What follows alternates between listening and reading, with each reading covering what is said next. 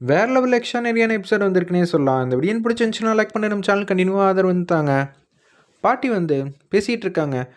பாஸ்கர், நான் தான் உன்கிட்ட வந்து சொன்னேன்ல, ஒரு சொத்து வாங்குற மாதிரி, அதை என்ன ஏதுன்னு பார்த்துட்டியா? ஆ, பார்த்துட்டேம்மா. அதான் சுபத்ராலேருந்து எல்லாரும் இங்கே வருவாங்க. வந்த உடனே எல்லாரும் முன்னாடியே வந்து பேசிடலாம். அது சம்மந்தப்பட்டது தாம்மா கீழே பார்த்துக்கிட்டு இருக்கேன்னு சொல்லிக்கிட்டு இருக்காங்க. அந்த இடத்துல இந்த வாட்டி யார் பேரில்மா வாங்கணும்னு நீங்கள் முடிவு பண்ணிட்டீங்களா? முடிவு பண்ணிட்டேன்னு பாஸ்கரோட அம்மா வந்து சொல்லிகிட்டு இருக்காங்க. வர்ஷினி ஒரு பக்கம் வந்து புலம்புன்னு புலம்புறாங்க. அச்சச்சோ, ராகுவும் நானும் சேர்ந்து வாழ்ந்துட்டோம். இப்போ இதனால் என்னென்ன நடக்க போகுதுன்னு ஒன்றும் புரியலங்கிற மாதிரி ஃபீல் பண்ணி அழுகுறாங்க. இதை அவங்க அம்மா வந்து யதார்த்தமாக வந்து கேட்டுட்டாங்க. அச்சச்சோ, என்ன நடக்குது ஒன்றும் புரியலன்னு சொல்லிட்டு கதை வந்து சாத்துறாங்க. வர்ஷினி, நீ சொல்கிறதெல்லாம் உண்மையா? ஆமாம்மா, என்னை மன்னிச்சிரு. எதிர்பார்க்காம இது மாதிரிலாம் நடந்துருச்சுன்னு ஃபீல் பண்ணிட்டு அழுகுறாங்க. ஏண்டி இப்படியெல்லாம் வந்து நடந்துருச்சு? இப்போ நான் என்ன செய்ய போகிறேன்னு தெரியலையே. இந்த விஷயத்த இப்போயே நான் சுபத்ரா கிட்ட சொல்லட்டா? சொன்னால் எப்படிம்மா நம்புவாங்க? நிச்சயம் எல்லாரும் வந்து பொறுமையாக தாம்மா இந்த விஷயத்தில் வந்து ஹேண்டில் பண்ணோம். என்னை பற்றி என்னெல்லாம் நினைப்பாங்க? நீ எதுக்கும் கவலைப்படாதம்மா. ராகவோட மனைவியாக கூடி சீக்கிரம் நான் ஆயிடுவேன் அப்படின்னு அந்த இடத்துல சொல்கிறாங்க.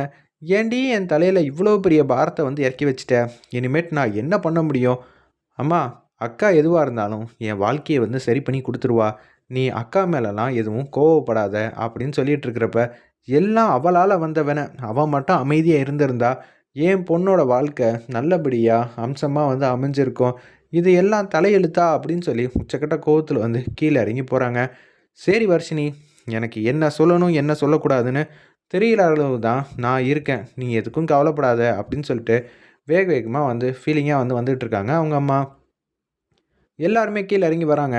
அப்பன்னு பார்த்து, அத்தை, என்னத்தை முடிவு பண்ணியிருக்கீங்க? எப்போதும் நான் சொல்கிறத எல்லாரும் கேட்பீங்க.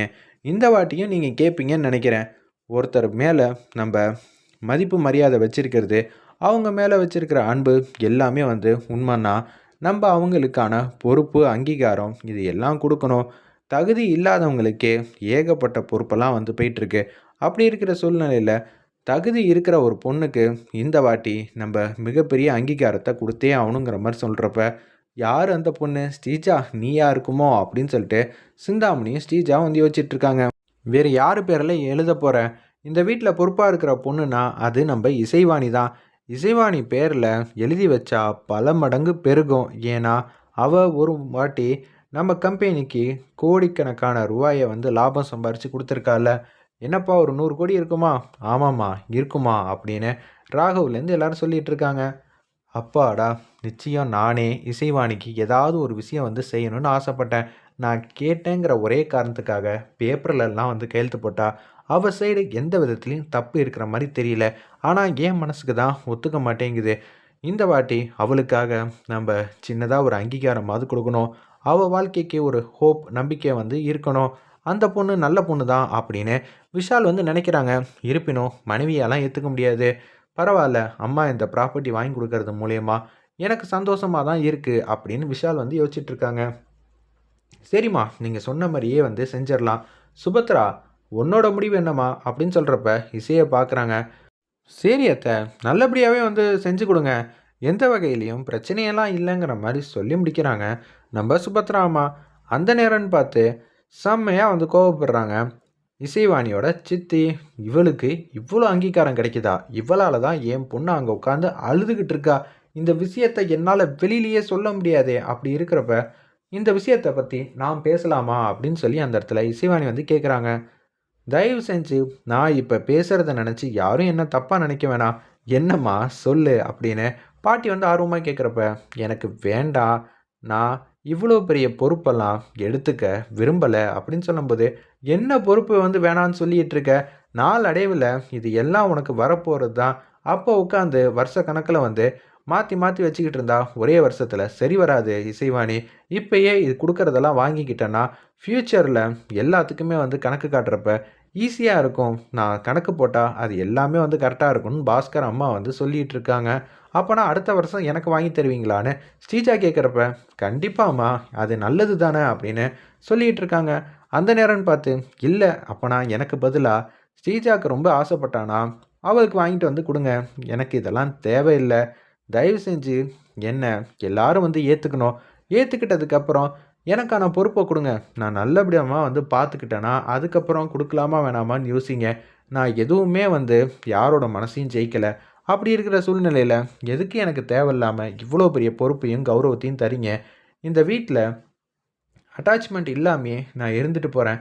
அப்போ தான் டக்குன்னு விலகணுன்னா கூட இங்கேருந்து போயிடலாம்ல. என்னம்மா சொல்கிற? விஷால் எதுவும் சத்தம் போடுறியா? என்னடா சொல்கிற? விஷால் நீ தான் எதுவும் காரணமா?